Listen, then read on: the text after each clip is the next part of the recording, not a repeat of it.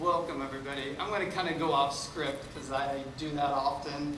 I just want to say, this is incredible. This is incredible. Thank you for being here. I have not seen anything, an amphitheater like this, that support the men and women, veterans of our time. So I want to say thank you for the city of Henderson. Thank you, Mayor, for this is just beautiful. That's great. And where's our singer at?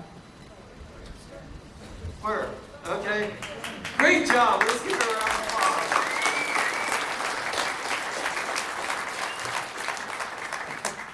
Thank God I didn't have to follow that. So, Mayor Debra March, thank you for inviting me to Henderson, Nevada, to celebrate the Veterans Day. Thank you all for being here today to celebrate Veterans Day. It is my honor, truly my honor, veterans, to be here to speak on Veterans Day, to recall the importance of this day, to remember those who have responded to our national call of duty during the time of war. Today is the day we celebrate our living veterans in contrast to Memorial Day. Is another day of deep reflection and solemnity in which we use to remember, reflect, and acknowledge those who paid the ultimate sacrifice. Both are important, but this day, where we can look at every veteran and their family, every veteran and their family, hear and personally thank you for your service.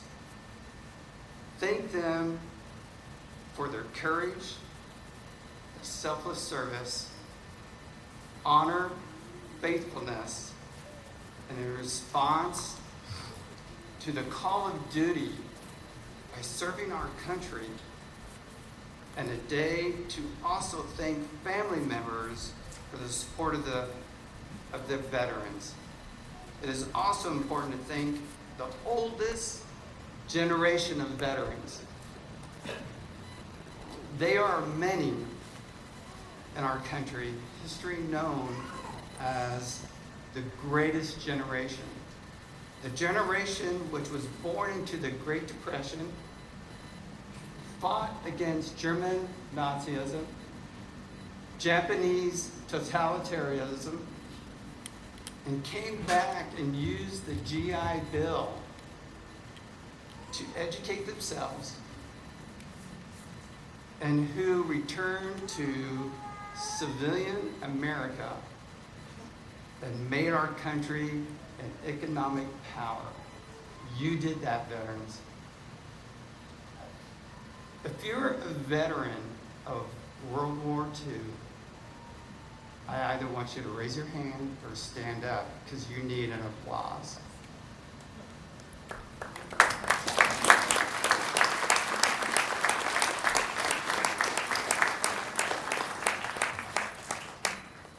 World War II was marked by patriotism and shared sacrifice by everyone in the country.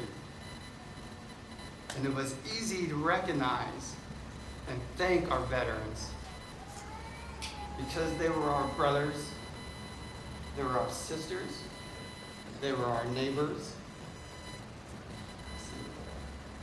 and they were our cousins. However, as a nation, we were not always faithful in remembering and acknowledging our veterans.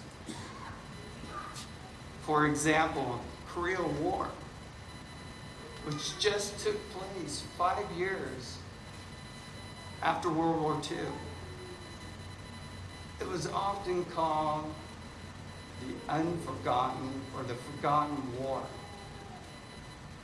Similarly, many have said our country forgotten about its veterans during the Vietnam War. They not only divided our country, but by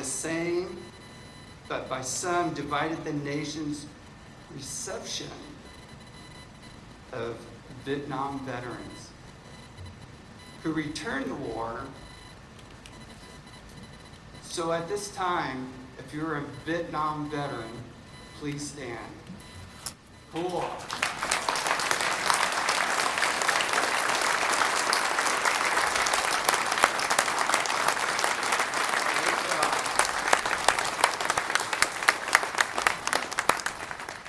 Thankfully, our country, fellow citizens, are appreciative and support our veterans. But this has not always been the case. I mention this only because I want all of us here today to remember the importance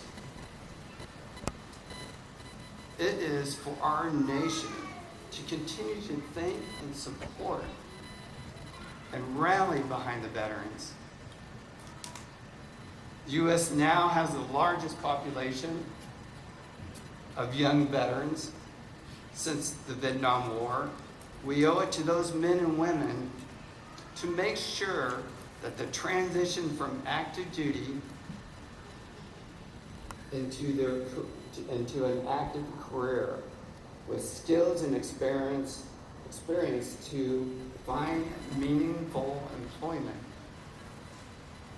regardless of the military branch in which veterans have served.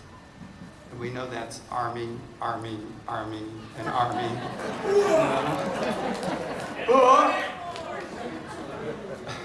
Seriousness. Army, Navy, Air Force, Marine, or the Coast Guard. This day belongs to you. This day belongs to you. You have earned it. Generation of patriots have delivered themselves to the defense of the country to make us stronger, more resilient as a nation. And we need that more now than ever. Soldiers live by the Army value of loyalty, duty, honor, respect, integrity, and personal courage. They do not hide or leave behind these values and skills when they transition into civilian life. They maintain a lifelong identification with the Army. We don't want veterans to see themselves as former soldiers, but as a soldier for life. Uniquely qualified to advocate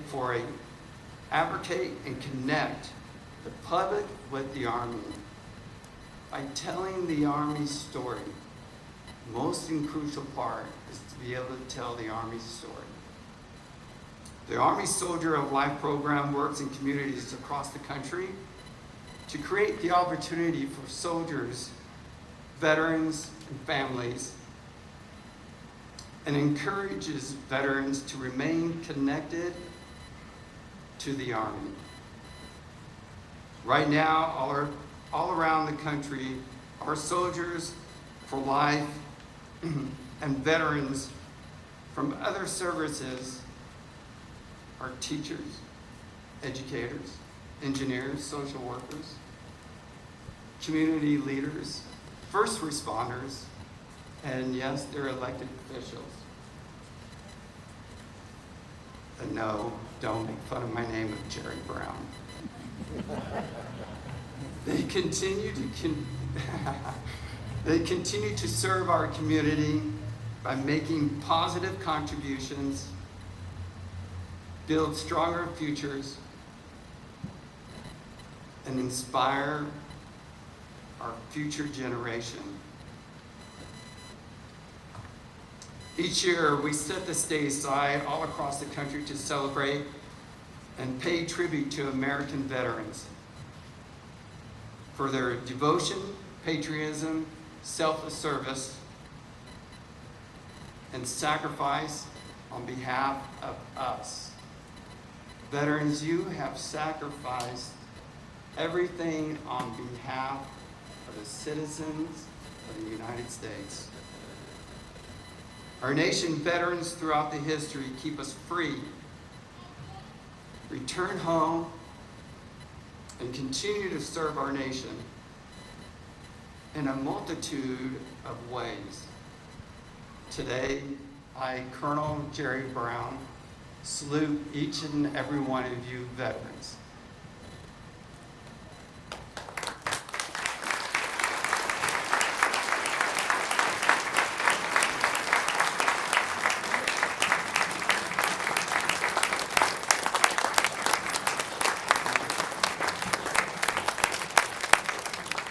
Mayor March, on behalf of the 63rd Readiness Division Commander, Major General Davis,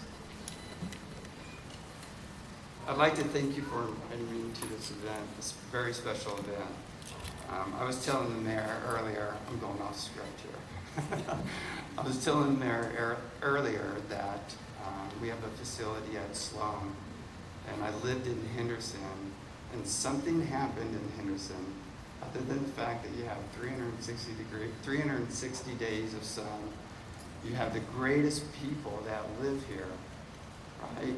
And you have the highest population of 25,000 plus minus veterans that live in Henderson, Nevada.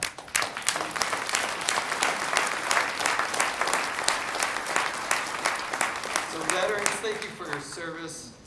Mayor, at this time, I don't know if you know the history of a challenge coin. Veterans, I'm sure you do.